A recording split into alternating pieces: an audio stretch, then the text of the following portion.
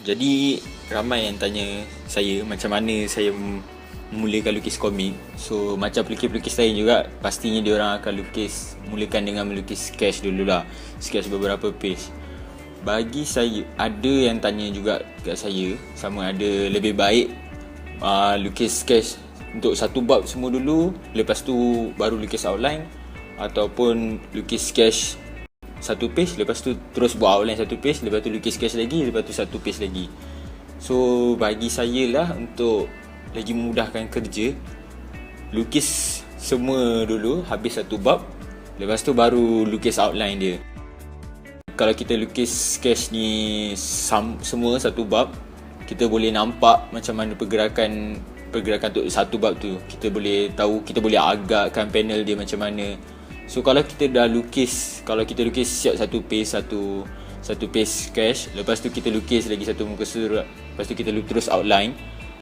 Next muka surat, tiba-tiba idea kita berubah, panel kita macam dah tak tersusun dah. So kat situ akan buang masa lah, sebab nanti kita kena redo balik untuk page yang sebelum tu. Jadi bagi saya, lebih baik kita sketch untuk satu bab semua dulu, habiskan, lepas tu baru kita outline, berbanding daripada kita buang masa dengan kita sketch, lepas tu lukis outline, lepas tu sketch, lepas tu lukis outline, lepas tu tambah kerja kalau ada salah. So dah menyusahkan, lebih baik sketch dulu.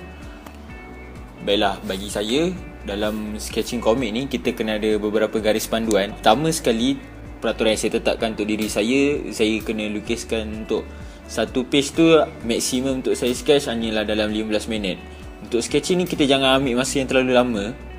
Kita perlu cepatkan proses tu, sebab ini hanyalah sketch, tak perlu terlalu detail, tak perlu terlalu banyak line untuk satu page tu. Jadi kita perlu buat dengan cepat lah, dapatkan idea. Sebab kalau biasanya thumbnail dah disediakan, daripada thumbnail tu kita tinggal ubah je daripada bentuk kamera, sudut kamera, beberapa panel yang kita perlu sesuaikan.